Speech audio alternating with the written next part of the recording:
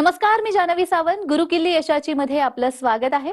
मंडळी, बऱ्याच जणांच्या घरात श्रीयंत्र असतं, पण ते घरात का ठेवावं, त्याची पूजा कशी करावी, त्याचं नेमकं महत्व काय, याविषयी आपल्याला माहिती नसते. म्हणूनच आज आपण श्रीयंत्राचे महत्व या विषयावरती बोलणार आहोत आणि त्यावर मार्गदर्शन करणार आहेत आचार्य सुनील कुमार. आचार्यजी, कार्यक्रमात आपलं स्वागत आहे. खूप खूप धन्यवाद. खूप खूप आशीर्वाद. तर चर्चेला सुरुवात करण्याआधी आचार्यजींची थोडक्यात ओळख करून देते. आचार्य सुनील कुमार हे गेली 22 वर्ष भाग्य परिवर्तनच्या माध्यमातून घरातील प्रत्येक अडचणींवर योग्य आणि फलदायी मार्ग दाखवत आलेले असल्यामुळे संपूर्ण महाराष्ट्रासह अमेरिकेत कॅलिफोर्निया, दुबई पासून देशात दिल्ली, गुडगाव, हैदराबाद, गोवा, इंदौर आणि महाराष्ट्रामध्ये छत्रपती संभाजीनगर, पुणे, नाशिक, मुंबई इथे त्यांची सेंटर्स आहेत. आपणास आपल्या कुठल्याही प्रकारच्या समस्यांवर हमखास उपाय हवा असल्यास स्क्रीनवर दिलेल्या फोन नंबरवर संपर्क साधून आपलं शंका निरसन करून घेऊ शकता. चला तर मग चर्चेला सुरुवात करूया. जसं मी सुरुवातीला म्हटलं की आपल्या घरात श्रीयंत्र असतं, पण ते का असावं याचं महत्व माहिती नसतं. तर आर्थिक अडचणींवर मात करण्यासाठी श्रीयंत्राचं काय महत्व आहे? श्री शते लक्ष्मी शपत्न्याम बहोरात्रे पार्श्वे नक्षत्राणि रूपमश्नौ व्यात्तम्मा इखणा निखणा मुंबई खाणा सर्व लोकम खाणा. श्रीयंत्र फक्त आर्थिक अडचणी दूर करण्यासाठी नाही, बल्कि आर्थिक समृद्धी, आर्थिक सुख आणि जे आपल्याला अनएक्सपेक्टेड लॉसेस जे आपल्या घरी असतात, म्हणजे कधी काही खराब पडलं, कधी आपल्या घरी काही बिघडलं, त्याच्यामध्ये जे पैसे जातात तर ते वाचवण्यासाठी पण श्रीयंत्राचा खूप महत्व असतो. आणि आर्थिक समृद्धी खूप काही वेळ आपण बघितलंय की आपण जे काही काम करतो त्या कामातून जे आपल्याला यश मिळाला ते फक्त 2 वर्ष, 4 वर्ष, 1 वर्ष असं राहतो आणि नंतर ते माणसं सगळं शिल्लक होऊन जातं. तर जर तुमच्या घरी श्रीयंत्र आहेत तर आर्थिक अडचणी दूर होणार, हे तर निश्चितपणे होणार, पण सोबत आर्थिक समृद्धी म्हणजे तुम्ही जे काही काम करता त्या कामात तुम्हाला यश जास्त मिळणार, यश जास्त भेटणार. आणि दुसरं, कधी कधी माणसं खूप काम करतोय पण त्याला कधीच यश मिळत नाही, त्याला कधीच पैसे मिळत नाही, त्याबद्दल जेवढी आपल्याला कामयाबी, जेवढं यश पाहिजे तेवढं यश मिळत नाही. त्याच्या मागे कारण काय? तर वास्तुदोष पण असू शकतो किंवा काही दुसरा दोष असू शकतो, नकारात्मक ऊर्जा. तर नकारात्मक ऊर्जा, वास्तुदोष आणि वास्तुदोष असल्यामुळे जे काही त्रास तुम्हाला आर्थिक अडचणी पैदा करतंय त्याच्यामध्ये हा श्रीयंत्र तुम्हाला खूप सहायक सिद्ध होणार. म्हणजे आता हे सिद्ध झाला की श्रीयंत्र फक्त आर्थिक अडचणी दूर करण्यासाठी नाही, जे तुम्हाला आर्थिक यश मिळत नाही, आर्थिक लाभ तुम्हाला मिळत नाही आणि वास्तु दोषमुळे कधी कधी काय असतं की सगळं काही व्यवस्थित आहेत पण फक्त जे फायनान्शियल ऊर्जा म्हणजे जे आर्थिक ऊर्जा जे आहे ते आपल्या घरीपर्यंत पोहोचत नाही. म्हणजे आपण खूप काम करतो पण त्याच्यामध्ये काही आपल्याला यश मिळत नाही, लाभ मिळत नाही. तर श्रीयंत्र, यंत्र म्हणजे काय? मशीन. यंत्र म्हणजे मशीन. म्हणजे तुम्ही कितीही काम केलं आणि एक एक विधी राहते, एक पद्धत राहते. तर हा जे श्रीयंत्र आहे तो काय करतो की तुम्ही जे काम करताय ना, तो तुमचे जे फायनान्शियलचे जे मार्ग जे आहेत त्यांना एकदम मोकळा करतो, म्हणजे रस्ता मोकळा करतो. आणि रस्ता मोकळा झाला तर निश्चितपणे जे लक्ष्मी, महालक्ष्मी त्यांची कृपा निश्चितपणे आपल्यावर राहणार. त्याच्यामध्ये श्रीयंत्राचा खूप महत्व आहे. अगदीच, म्हणजेच श्रीयंत्र हे आर्थिक यशाचे मार्ग मोकळे करतात असं तुम्ही म्हणालात. पण बऱ्याच वेळा आपण बघतोय की बऱ्याच धातूंचं बनवलेलं असतं श्रीयंत्र. तर नेमकं कोणत्या धातूपासून बनवलं गेलं पाहिजे? हो, हा खूप महत्त्वाचा प्रश्न आहे. कारण की मी पण स्वतः बघितलं, खूप काही लोक तांब्याच्या, अष्टधातू आणि चांदी, इस्फटिक, तर हे खूप काही वेगळे वेगळे प्रकार असतात श्रीयंत्राचे. पण मी एक सांगतो तुम्हाला काय असतं. खूप काही लोक काय करतात, ते श्रीयंत्र जे आपण ठेवताय ना, ते श्रीयंत्रला ते उभा ठेवत नाही. ते काय करतात, ते असं म्हणजे या पोझिशन मध्ये ठेवतात. ते हा जे पोझिशन आहे त्याची अपेक्षा जर उभं ठेवलं ना श्रीयंत्र, तो जास्त बरा आहे. आणि एक यंत्र म्हणजे इस्फटिक आणि सुमेरू आकार, ते सुमेरू आकार इस्फटिक यंत्र जे आहेत तो जर तुम्ही ठेवला ना त्याला तुम्ही उभं ठेवू शकतात. म्हणजे त्याची जी स्थिती आहे ते एकदम व्यवस्थित स्थिती आहे ठेवणारी. तर तुम्ही काय करा, इस्फटिक श्रीयंत्र जे आहे ते इस्फटिक श्रीयंत्र, आणि त्याच्यामध्ये काय शुक्रचा वास असतो. आणि शुक्र वैभव, लक्ष्मी, भोगच्या कारक ग्रह आहेत ज्योतिष शास्त्रानुसार, तर स्फटिकचं जर श्रीयंत्र आपण त्याची पूजा केली, अर्चना केली, तर निश्चितपणे ती अर्चना, ती पूजा लवकर सिद्ध होतं आणि आपल्याला खूप लवकर यश मिळतं. आणि तुमच्या घरी जे दुसरे श्रीयंत्र आहेत, तांब्याच्या, पितलच्या किंवा अष्टधातूच्या, पंचधातूच्या, तर यासारखे श्रीयंत्र पण ते पण काम करत आहे. पण तुम्ही प्रश्न केला की जास्त चांगला कोणता आहे, तर जास्त चांगला जर आपण बघितलं तर स्फटिक श्रीयंत्र तो खूप जास्त चांगला राहतो. आणि दुसरं, स्फटिक श्रीयंत्राला जर तुम्ही रोज त्याची अर्चना केली, वंदना केली, तर त्याच्यामध्ये त्याची जे ऊर्जा आहे ना, त्या ऊर्जाने घरच्या जे वास्तुदोष किंवा घरात काही दुसरा दोष पण असेल, नकारात्मक ऊर्जा असेल ज्याच्यामुळे तुमच्या घरी माँ लक्ष्मीची कृपा तुम्हाला भेटत नाही, तो दोष पण दूर करतोय आणि माँ लक्ष्मीची कृपा आपल्याला भेटते. अगदीच. या यंत्राविषयी मला खरं तर अजून जाणून घ्यायचं आहे. मात्र आपल्या प्रेक्षकांचे देखील फोन यायला लागलेले आहेत. रत्नाबाई चव्हाण कोल्हापूरहून आपल्याशी जोडल्या गेलेल्या आहेत. रत्नाबाई, माझा आवाज येत असेल तर तुमचा प्रश्न विचारा. हो हो हो. बोला. जन्मतारीख सांगा. जन्मतारीख सांग. हो. हे बघा. हा, हो, 1980. एकदा परत सांगा बेटा. 1-1. हो, 1-1. 1986. जन्मवेळ. जन्मवेळ 4 वाजता. एकदा परत सांगा. पहाटे 4 वाजता. आणि जन्म ठिकाण ठिकाण कोल्हापूर. कुणाचा आहे हा? हा माझं मिस्टर. मिस्टरांचा आहे का? हो हो, मिस्टर गेले होते बाहेर घेऊन, ते आले. हो, आता मी तुम्हाला सांगतो यांच्याबद्दल. जे पत्रिका लावली तर पत्रिकामध्ये एक तर यांना आर्थिक अडचणी खूप चालू आहेत आणि आर्थिक त्रास असल्यामुळे त्यांना खूप काही काम करता येत नाही आणि 3 वेळ त्यांनी खूप चांगला नियोजन ठेवलं, पण ते नियोजन पण काही सकारात्मक पद्धतीने काही पूर्ण झालं नाही. नंबर 3, संतती कष्ट खूप जास्त आहे. संतती कष्ट म्हणजे अपत्य. अपत्य म्हणजे मुलगा खूप त्रास देणार. आणि जे मुलगा आहे ना, ते त्रास म्हणजे काय, जसं व्यसन लागून जातो ना, तसं व्यसन असल्यामुळे यांना खूप मानसिक त्रास होणार आणि त्यांच्या ते लक्ष पूर्णपणे कामावर लागत नाही. कारण की जे घरची जे प्रॉब्लेम आहे, घरची जे समस्या आहे, त्या समस्यामुळे त्यांची मनातली जे स्थिती आहेत ते काम करत नाही. आता त्यासाठी एक उपाय मी तुम्हाला सांगतो. ते उपाय करायच्या व्यवस्थित पद्धतीने. दररोज सूर्यदेवाला पाणी घालायचं.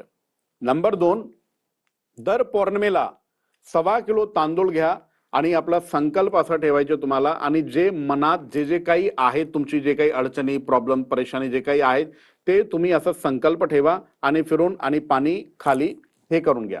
तर असं करून जर तुम्ही दान दिलं तर निश्चितपणे तुमची जे मनोकामना, जे मनोरथ आहे ना, ते लवकर सिद्ध होणार. आणि तिसरं, दर बुधवारी यांना सांगा हिरवी मूंग, अख्खा हिरवी मूंग ते मंगळवारी भिजवून द्यायच्या आणि बुधवारी 11 बुधवारपर्यंत गायला खायला द्या.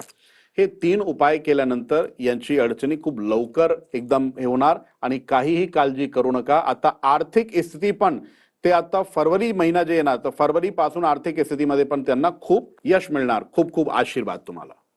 अगदीच. मला वाटतं रत्नाबाईंना त्यांच्या प्रश्नाचं उत्तर मिळालं असेलच. तुम्हालाही जर अशा काही समस्या असतील तर स्क्रीनवर दिलेल्या फोन नंबरवर नक्की संपर्क करा. आचार्यजी, श्रीयंत्राबद्दल बोलतोय आपण. श्रीयंत्र ऑफिसमध्ये ठेवलं, कारण बराच वेळ आपण दिवसाच्या अर्धा वेळ आपण म्हणायला हरकत नाही की आपण कामाच्या ठिकाणी असतो, तर ऑफिसमध्ये ठेवलं पाहिजे की घरी ठेवलं पाहिजे? हो, खूप चांगला प्रश्न आहे. काय असतं की जर आपण घरात ठेवलं तर त्याची जी दिशा आहे ते उत्तर पूर्व, म्हणजे ईशान्य कोण. ईशान्य कोणमध्ये तुम्ही घरात ठेवा. आणि तुम्हाला जर ऑफिसमध्ये ठेवायचं तर ऑफिसला तुम्ही उत्तर दिशेला ठेवा. म्हणजे दोन्ही ठिकाणी आपण यंत्र ठेवू शकतो, पण त्याची दिशा एकदम वेगळी वेगळी. कारण ईशान्य कोण, घरचे जे ईशान्य कोण आहे ना, तिकडे ऊर्जा असते आणि त्या ऊर्जामध्ये जर आपण यंत्र ठेवला तो ऊर्जा आर्थिक ऊर्जामध्ये ते बदल होऊन जाते. आणि जर आपण ऑफिसमध्ये ठेवतो, ऑफिसमध्ये जे उत्तर दिशा आहे ते कुबेरची दिशा, आणि त्या दिशेला जर आपण यंत्र ठेवला तर तो यंत्र तुम्ही जसं तुमची तिजोरीमध्ये तुम्ही ठेवू शकता, तुम्ही कॅश बॉक्समध्ये ठेवू शकता, तुम्ही अजून खूप काही ठिकाणी आहेत जे तुम्ही ठेवू शकता, पण दिशा उत्तर पाहिजे.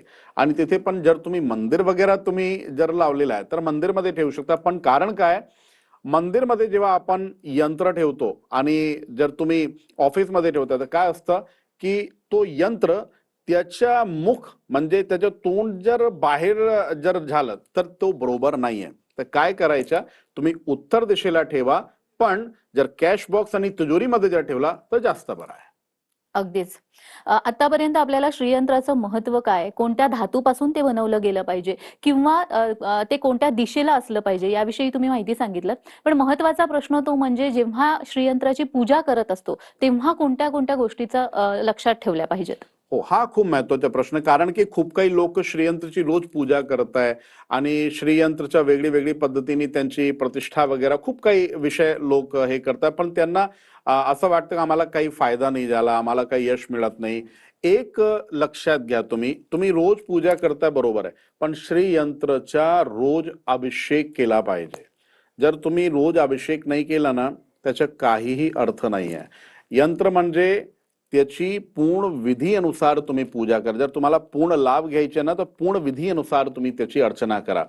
नंबर 1, सगळ्यात महत्वाचा अभिषेक रोज घाला.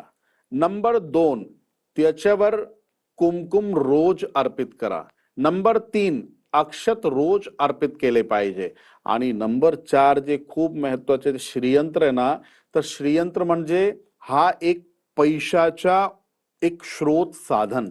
तर काय करा, तुम्ही तुमच्या घरी खूप काही चांदीचे कॉइन्स किंवा नॉर्मल कॉइन्स जे असतात ते जर आपण चार तर्फे जर ते लावले तर त्याची ऊर्जा एकदम वेगळी होऊन जाते. आणि सोबत कमल गठ्ठा, धनकारक कवडी जर आपण हे लावली तर निश्चितपणे माँ लक्ष्मीचा रस्ता पूर्णपणे मोकळा होऊन जातो. आणि जर या पद्धतीने तुम्ही त्याची अर्चना पूजा केली तर तुम्हाला लवकर यश मिळणार आणि लवकर तुम्हाला खूप जबरदस्त त्याच्यामध्ये कामयाबी तुम्हाला भेटणार. या श्रीयंत्राविषयी आपण अधिक जाणून घेणार आहोत, मात्र वेळ झालेली आहे एका छोट्याशा विश्रांतीची. कुठेही जाऊ नका, पाहत रहा गुरु किल्ली यशाची. विश्रांतीनंतर सर्वांचं पुन्हा एकदा स्वागत आहे. आज आपण श्रीयंत्राचं महत्व जाणून घेत आहोत आणि यावर मार्गदर्शन करतायत आचार्य सुनील कुमार. आचार्यजी, पुढे जाण्याआधी प्रेक्षकांचे फोन आलेले आहेत. आपल्यासोबत दशरथ तायडे जोडलेले गेलेले आहेत जळगावहून. दशरथजी, माझा आवाज येत असेल तर तुमचा प्रश्न विचारा. हो हो हो हो बोला. जन्मतारीख सांगा. गुरुजी, माझा जन्मतारीख आहे 1/7/74. अच्छा, आणि जन्म वेळ माहिती आहे? नाही नाही सर. अच्छा, ठीक आहे. जन्म ठिकाण बोला. माझं जन्म ठिकाण आहे वडोदा, तालुका मुक्तीनगर, जिल्हा जळगाव.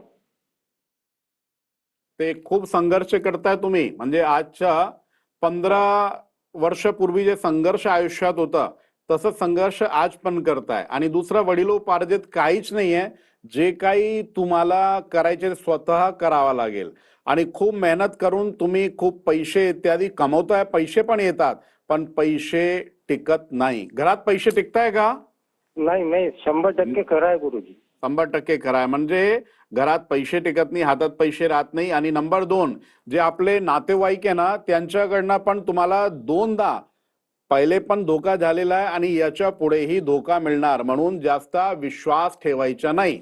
आणि एक अशा व्यवहार आहे जे तुम्हाला करायचं त्यांच्या सोबत, पण मी तुम्हाला एकच सांगतो की जास्त विश्वास ठेवायचा नाही.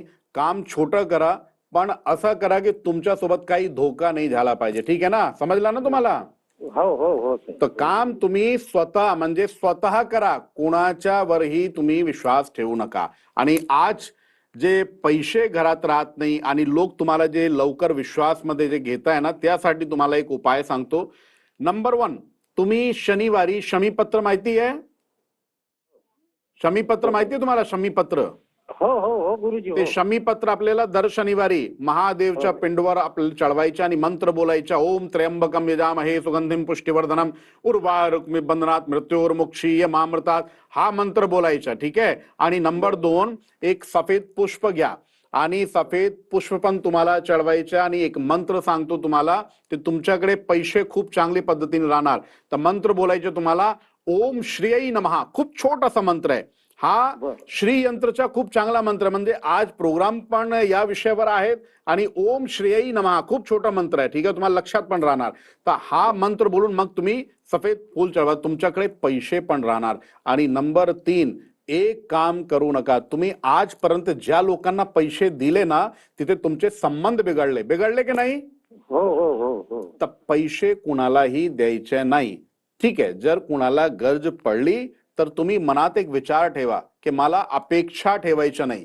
आले आमच्या भाग्य, जर नाही आले तर सोडून द्या विषय, पण कधी अपेक्षा ठेवायच्या नाही की ठीक आहे मी पैसे दिले आणि मला 3 महिन्यांनी 2 महिन्यांनी मला माझ्याकडे पैसे परत येणार, अशी अपेक्षा ठेवायच्या नाही. कारण पराक्रम स्थान तुमच्या बरोबर नाहीये. तर तुम्ही लक्षात घ्या की पैसे पूर्णपणे यत्न करायच्या, स्वतःच्या कामात तुम्ही पैसे लावा, तुम्ही स्वतःवर खर्च करा, ठीक आहे. आणि हे उपाय करा बेटा, तुमची समस्या एकदम सॉल्व्ह होऊन जाईल. खूप खूप आशीर्वाद. मला वाटतं दशरथजींना त्यांच्या प्रश्नाचं उत्तर मिळालं असेलच. तुम्हालाही जर अशा काही समस्या असतील तर स्क्रीनवर दिलेल्या फोन नंबरवर नक्की संपर्क करा. आचार्यजी, जसं तुम्ही मगाशी म्हणालात की श्रीयंत्राची पूजा करताना रोज अभिषेक केला पाहिजे, कुंकुमार्चन केलं पाहिजे, तर या कुंकुमार्चनचं नेमकं महत्व काय? कुंकुमार्चनचं खूप विशेष महत्व असतं आणि हा तुम्हाला दर अमावस्येला, दर पौर्णिमेला आणि दिवाळी आली ज्या दिवशी तुम्ही पूजा करताय घरी, त्या दिवशी आपण हा विसरून जातो की कुंकुम अर्चनाचा खूप महत्व असतो. कुंकुम अर्चन जर श्रीयंत्रच्या केलं ना तर फक्त तुम्ही नाही, तुमची जे येणारी 3 पिढी तिथपर्यंत तुमचं यश, वैभव, धन आणि जे काही संपत्ती आणि संपदा आहे तुमच्याकडे 3 पिढीपर्यंत राहते. म्हणजे फक्त तुम्हाला नियोजन करायचं, तुम्ही पण भोग करा आणि 3 पिढी पण भोगणार. कधी कधी काय असतं की तुम्ही जसं खूप पैसे कमावले आणि नंतर जे पुढची पिढी आली ना तर त्यांच्यासाठी काहीच राहत नाही. म्हणजे ते पैसे सगळे कुठे गेले, काय बर्बादी झाली, काय दारिद्र्य आलं आणि सगळं संपून जातो. तर कुंकुम अर्चनाचं जर तुम्हाला स्थिर लक्ष्मी, कारण लक्ष्मीचे 2 स्वभाव आहे, स्थिर आणि अस्थिर. स्थिर म्हणजे कुंकुम अर्चन जर केलं, कुंकुम अर्चन कसं करता आपण, तर काय करा, तुम्ही यंत्र घ्या आणि यंत्रवर श्री सूक्तमच्या माध्यमातून नाहीतर कनकधारा स्तोत्राच्या माध्यमातून ओम हिरण्यवर्णाम हरिणीम सुवर्णा रजतस्रजाम चंद्राम हिरणमयीं लक्ष्मीं जातवेदो मावह ताम आबह जातवेदो लक्ष्मीम अनपगामिनी. अनपगामिनी म्हणजे जर आपण हा मंत्र बोलले आणि कुंकुम अर्चन केलं तर आपण काय म्हणतो, अनपगामिनी लक्ष्मी, म्हणजे अनपगामिनी लक्ष्मी आमच्या घरी या, की एकदा आली ना तर त्याला त्याचं जे स्थान आहे ना तो राहिला पाहिजे. जे पुढची पिढी आहे त्या पुढची पिढीपर्यंत आपण जे काही आपल्याकडे आहे ते सगळं पोहोचला पाहिजे. तर त्याच्यावरती आपल्याला काय करायचं, कुंकुम सोडायच्या, तांदूळ सोडायच्या आणि हा मंत्र बोलायचा. आणि जर कोणताही मंत्र तुम्हाला लक्षात नाही राहिला तर तुम्हाला एक मंत्र सांगतो जे आता पण यांना सांगितलं, ओम श्रेयी नमः. हा मंत्र खूप चांगला मंत्र आहे आणि हा मंत्र बोलून तुम्ही कुंकुम आणि तुम्ही हळद आणि तुम्ही तांदूळ जर सोडले ते प्रॉपर कुंकुमार्चन पूजा आहे. आणि पौर्णिमा अमावस्याच्या दिवशी हा कुंकुमार्चन नक्कीच केला पाहिजे. आणि गायच्या दुधाने आणि पंचगव्याच्या माध्यमातून अभिषेक पण करा त्या दिवशी. आणि जर जे नॉर्मल डेज आहेत त्या दिवशी जर तुम्ही सामान्य म्हणजे तुम्ही जर जलच्या माध्यमातून जर अभिषेक केला तरी चालतं, पण कमीत कमी जे विशेष तिथी आहे अमावस्या पौर्णिमा सारखी त्या दिवशी तुम्ही जर गौच्या दूध नाहीतर तुम्ही पंचगव्यातून जर तुम्ही अभिषेक केला तर तुम्हाला खूप यश मिळणार. निश्चितच. आचार्यजी, ज्यावेळी आपण ते श्रीयंत्र ठेवत असतो आपल्या देव्हाऱ्यात म्हणा किंवा जिथे आपण ठेवतो तिथे, त्या खाली आपण कापड ठेवतो, असंच ठेवत नाही, तर कोणत्या रंगाचं कापड ठेवलं पाहिजे? हा खूप महत्वाचा प्रश्न आहे की कापड जे आहे ते तुम्ही लाल कपडा ठेवा. लाल कपड्यावर जर आपण श्रीयंत्र ठेवला आणि दुसरा फक्त कपडा नाही, मी तुम्हाला आधी पण एक विषय सांगितला की 4 तर्फे तुम्ही कॉइन्स पण ठेवा, कमल गठ्ठा ठेवा आणि धनकारक कवडी पण ठेवा. आणि तुम्हाला एक काम नक्की करायचं, जर आपण तांदूळ मध्ये श्रीयंत्र ठेवला ना तर त्याच्यामध्ये ऊर्जाचा भारी वास राहतो. म्हणजे काय करायचं, खाली लाल कपडा आणि त्याच्यावरती तुम्ही प्लेट वगैरे काहीतरी घ्या, नाहीतर तुम्ही असं पण जर चावल म्हणजे तांदूळ ठेवले आणि तांदूळ वरती तुम्ही हे श्रीयंत्र ठेवला आणि बाजूला तुम्ही कमलगठ्ठा धनकारक कवडी आणि धनकारक कवडी आणि कमलगठ्ठाची मात्रा पण कमी ते कमी 11 ठेवा. ठीक आहे. आणि दुसरं 4 तर्फे कॉइन्स तुम्हाला ठेवायचे. जर या पद्धतीने तुम्ही यंत्र ठेवला ना तो व्यवस्थित काम करणार. व्यवस्थित पद्धतीने तुम्ही करा, तुम्हाला निश्चितपणे व्यवस्थित फायदा होणार 100%. मी तुम्हाला म्हणतो फक्त व्यवस्थित पद्धतीने तुम्ही अर्चना करा, व्यवस्थित पद्धतीने तुम्ही पूजा करा. अगदीच. बऱ्याच वेळा आपण बघतो की हे श्रीयंत्र असं समोर टेबलावर पण ठेवलं जातं. तर ते तसं ठेवणं योग्य असतं का? नाही, ते योग्य नाहीये. कारण की मी आधी पण सांगितलं तुम्हाला ऑफिसमध्ये ठेवायचं. तुम्ही समोर असं ठेवू नका. तुम्ही काय करा, कॅश बॉक्समध्ये किंवा तुमची तिजोरी वगैरे तुमच्या जिथे तुम्ही आपले प्रॉपर्टीज वगैरे म्हणजे जे तुमच्या कामाचे कागदपत्र वगैरे तुम्ही ठेवता तिकडे ठेवा. पण दिशा हे तुम्हाला भान ठेवला पाहिजे की दिशा उत्तर दिशा असली पाहिजे. उत्तर दिशेला ठेवा. असा टेबलवर ठेवणं हा व्यवस्थित म्हणजे योग्य वाटत नाही आणि त्याची ऊर्जा पण त्याच्यामध्ये राहत नाही. तर काय अर्थ नाही आहे असं ठेवणं. तुम्ही त्याला उत्तर दिशेला व्यवस्थित पद्धतीने ठेवा. निश्चितच आचार्यजी. पण जेव्हा हे श्रीयंत्र जे आहे माझ्या घरात आता नाहीये कदाचित आणि ते आता मला हा एपिसोड बघितल्यानंतर घरी आणायचंय. तर घरी आणायचं आणि त्याला पूजेला लावायचं याच्यासाठी काही विशेष तिथी, विशेष वेळ असते का? हो आहेत. शुक्रवार गुरुश्चंद्रो बुध शुक्र शुभे बारा शुभस्मृत. शुक्रवार अति उत्तम वार आहे. दुसरा गुरुवारी, शुक्रवारी किंवा गुरुवारी. आणि जर तिथी आपण बघितली पौर्णिमा, अमावस्या हा तिथी खूप महत्वाची आहे. खूप काही लोकांना हे माहिती नाही. अमावस्याला करू नका, अमावस्याला हे करायचं नाही, अमावस्याला यंत्र ठेवायचे नाही, अमावस्याला हे करायचे नाही. पण तुम्हाला मी एक सांगतो, दिवाळीची तिथी कोणती आहे? आपण जे लक्ष्मीपूजन करतो ते कोणती तिथी आहे? अमावस्या आहेत. अमावस्या साक्षात लक्ष्मीची तिथी आहे. खूप काही कामात अमावस्याचा विशेष महत्व असतो. म्हणजे ज्या दिवशी तुम्हाला पितरांना तुम्हाला प्रसन्न करायचं ना ती तिथी पण अमावस्या आहेत. म्हणजे अमावस्याला हे करायचे नाही ते करायचे तसं चालणार नाही. अमावस्या मा लक्ष्मीची तिथी आहे. दिवाळी अमावस्याला राहते. म्हणून अमावस्या तिथीला तुम्ही हे करा. तुम्हाला निश्चितपणे त्याच्यामध्ये ऊर्जा, जागृती, सिद्धता, सफलता हे सगळं काही तुम्हाला भेटणार. श्रीयंत्राचं महत्व नेमकं काय आहे याचं आपल्या प्रेक्षकांना देखील कळलेलं आहे. तुम्ही इथे आलात आणि खूप छान मार्गदर्शन केलं. त्यासाठी खूप खूप धन्यवाद. खूप खूप धन्यवाद. आणि तुम्हाला आशीर्वाद. श्रीर्वर्चा समायुष्यम आरोग्यम माभिदाचोणम मय्यते धनम धान्यम पशुम भवपुत्र भवतलाम संवत्सरम दीर्घमायुः. आशीर्वाद. तर गुरुकिल्ली यशाची मध्ये आज आपण इथेच थांबतोय. पुन्हा भेटूया एका नवीन विषयासह. तुम्ही कुठेही जाऊ नका. पाहत रहा TV9 मराठी.